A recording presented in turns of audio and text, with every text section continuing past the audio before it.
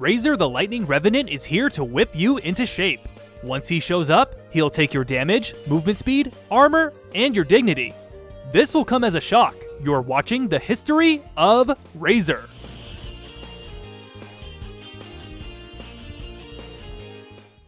Razor is a versatile hero who can be played as a tanky anti-carry, a tower pusher, or a traditional carry. He focuses around using proper positioning to debuff an enemy team and wiping them out with his spells.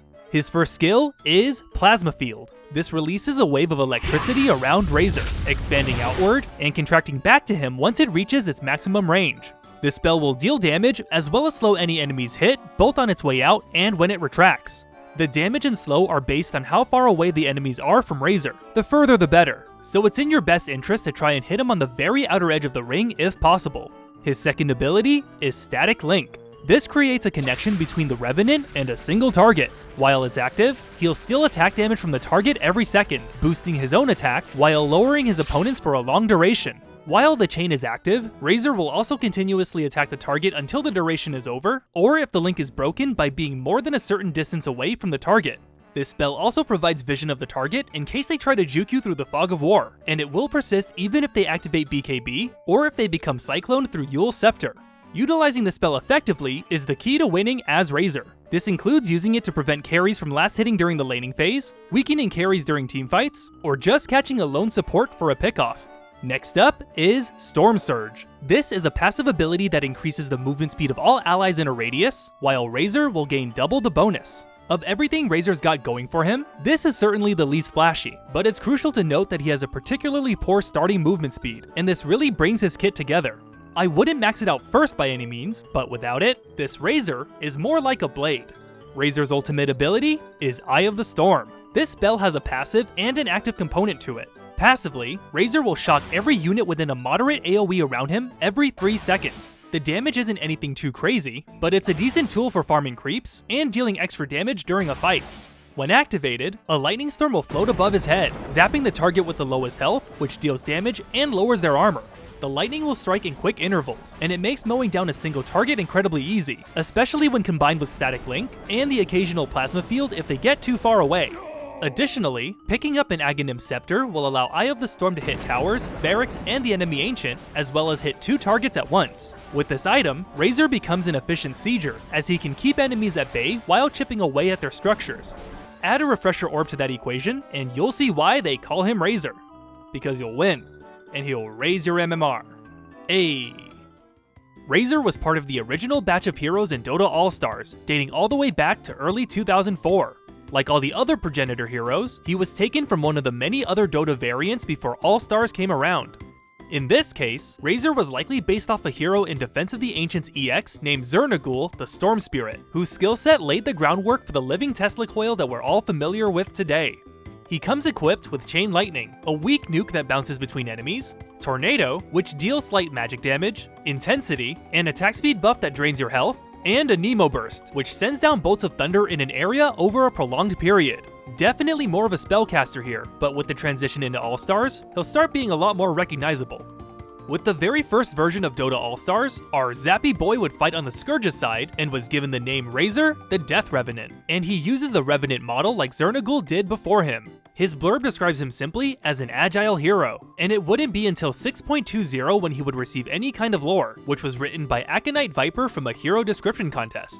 It reads, Razor is lightning incarnate. It is a living being capable of only unleashing its tremendous electrical power to anything and everything nearby. The only indication of sentience from it is its ability to control its surges, which never seem to actually strike anyone it would call friend. Like its namesake, it cuts to the bone with speed and accuracy, sometimes jumping from one thing to another. Its unnatural form gives it speed and a thirst for blood. It is a force to be reckoned with, and only the strong dare face it. Pretty well written, as it succinctly lets us know what Razor's all about, and gives a reasoning for his name, so I'll forgive the spelling errors. On that note, Razor will occasionally spawn with the fun name Gillette, referencing a brand of shaving razors, which is befitting because the Revenant also moves at the speed of Mach 3.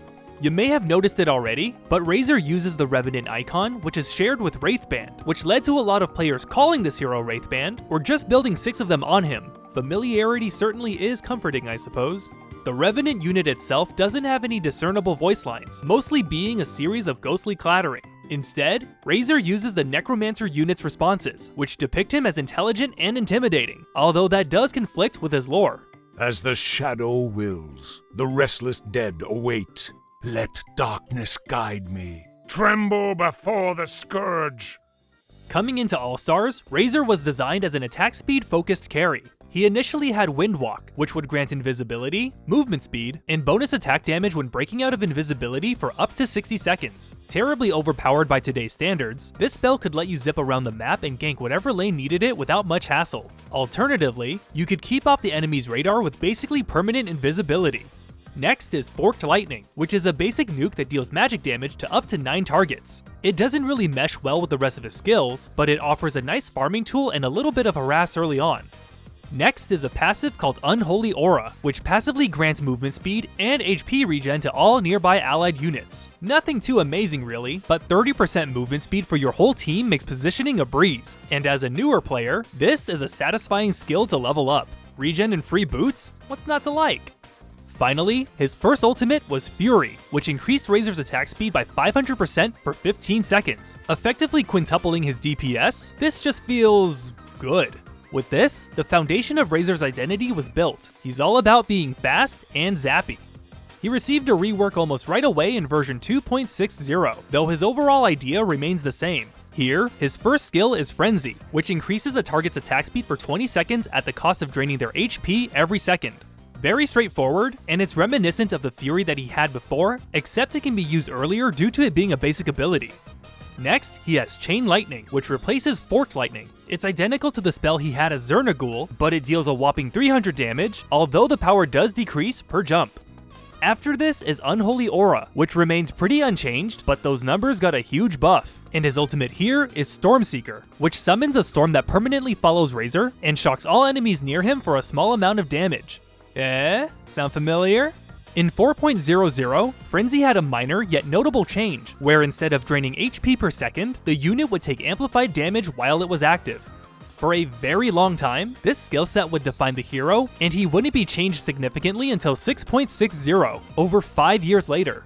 Before I get into that though, in 5.76, Razor's title was changed to Lightning Revenant, a bit more apt than his previous title, and it would be crucial in defining his personality in Dota 2. Also in 6.41, a peculiar line on the patch notes says that leveling up Stormseeker would mini-stun Razor. Like, it's just so weird and insignificant, but it feels like a slap in the face. Imagine you were a Razor player, you'll wake up to fresh new patch notes, and there's a line in there that basically says, "Eat balls." It was eventually reverted in 6.52, 1 whole year later. I don't know, this was so unusual I had to bring it up.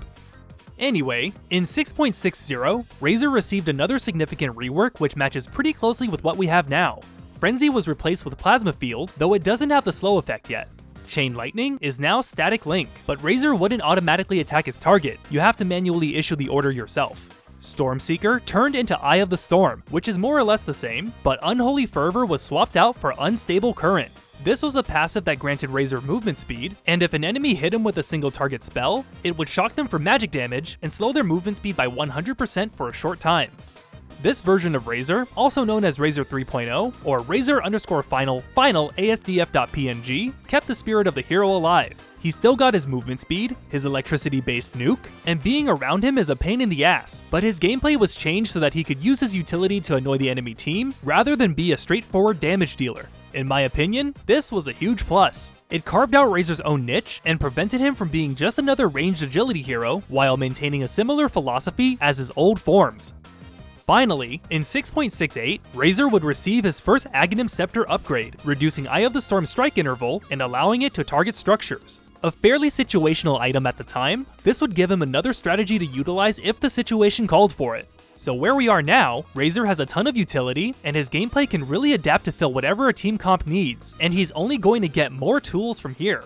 With how useful and dangerous he is now, I think we can all agree that he belongs locked behind a plastic case alongside his brothers. Razor was ported over to Heroes of Newerth as Corrupted Disciple in version 0.1.51 around late October of 2009.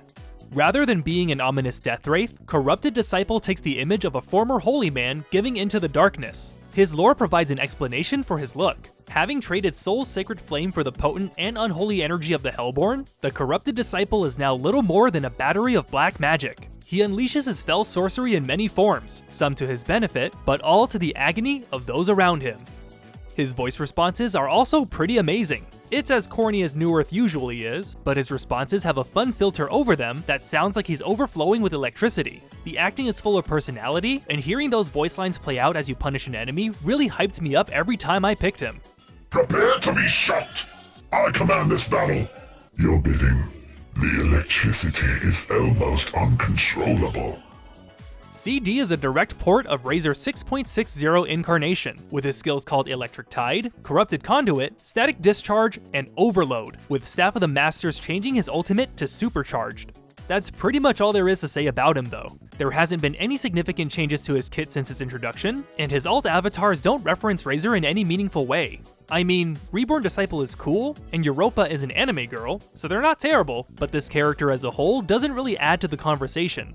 Still, Corrupted Disciple is a great design with an awesome voice in his own right, so I just wanted to give credit where it's due.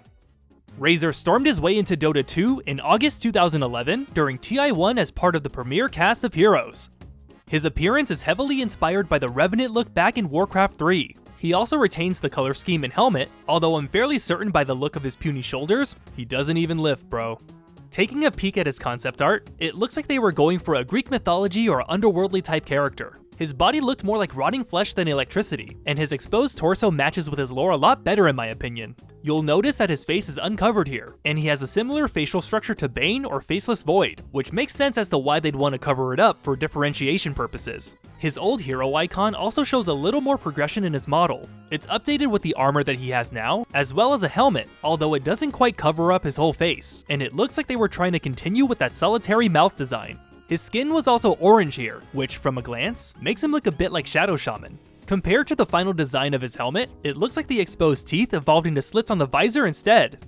Razor's lore centers around his connection to the Narrow Maze. Among the Guardians of the Underscape, Razor is one of the most feared. He uses his Lightning Whip to patrol the Narrow Maze, a huge labyrinthian structure that newly deceased souls must travel through. Depending on the individual's intelligence, cunning, and persistence, they'll either end up in a luminous exit or endlessly dark pits, and it's Razor's job to look down at them and whip the soul so that they arrive at their fates sooner. Despite sounding rather cruel, Razor takes great pride in what he does, bordering on a sadistic pleasure through an abuse of power.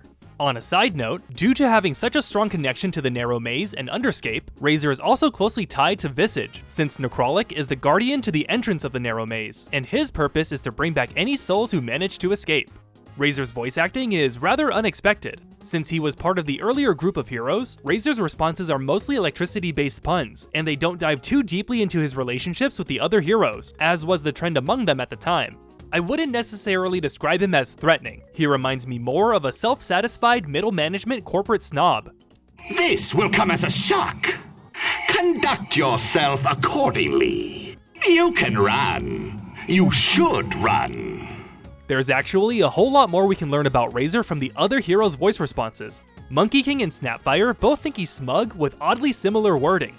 For someone without a discernible face, Razor, you sure look smug. Even without a discernible face, you look like a smug ass. Mars considers him as a boring bureaucrat. Oh, great. The bureaucracy is here, too. Don't worry, Razor. No one's trying to have any fun here. And Visage constantly reminds him of his spot on the corporate ladder. Know your place, Razor. If you are here, who now watches the maze? Get back to work, Razor. Alright, chill man. Snitches get stitches. Razor also has a few cosmetic items that tell us a little bit more about the Revenant, as well as the Narrow Maze itself. Every piece of the Bindings of the Stormstealer set mentions how he's stolen his powers from nature itself, and he proudly wears it on his armor. Must be why he and Storm Spirit have such an intense rivalry. This set is also used in Dota Underlords as Razor levels up, making him fully decked out in the armor at level 3. The armor of the Twisted Arc describes the Narrow Maze as lined with sharpened blades, giving us some insight into its architecture. And the helm of the Twisted Arc states how the twisted paths of the Narrow Maze are written inside of the mask, where Razor alone can study them, almost like a prison break scenario, but in video game form. His pair of immortal items further deepens the lore of the maze. The Severing Crest mentions how facing a guardian of the narrow maze is to deny eternity itself. Those who defy their fate and strike at the source of their torment are thrown down time and time again. Those who do so may find themselves flung to the darkest reaches of the here-between, left to wander fateless for all eternity, signifying that there's a sort of purgatory there where souls are forced to suffer forever. Less morbid is the Severing Lash, which says how as his time away from the narrow maze lengthens, Razor finds the dark tinge of the Underscape seeping forth in the plasmatic charge of his whip. Whatever that means exactly is up to interpretation, but Razor's link to the maze certainly has something to do with the dark discharge.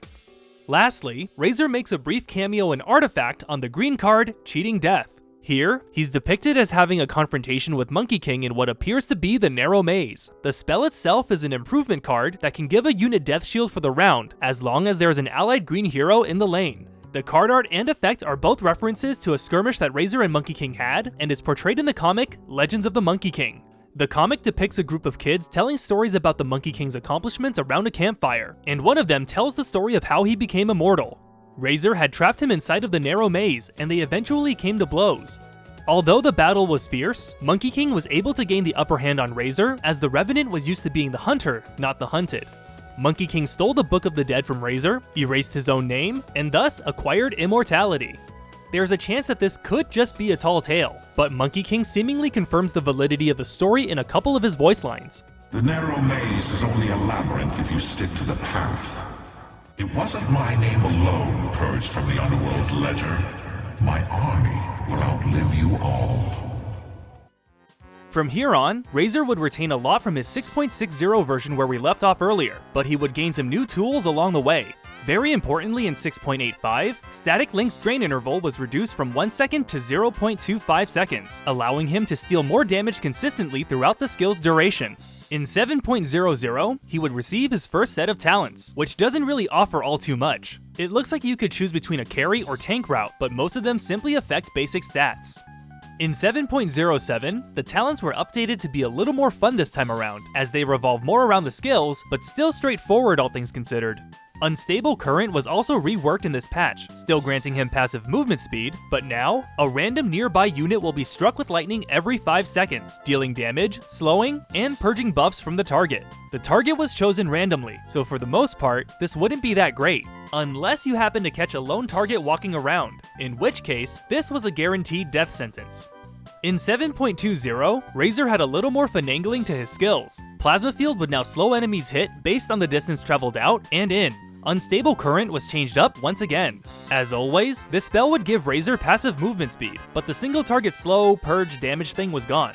In its place, Razor would just shock all nearby enemies for a small amount every 3 seconds at max level. A huge improvement from the last version, this would give Razor better wave clearing potential and the ability to affect everyone in a teamfight just by floating around.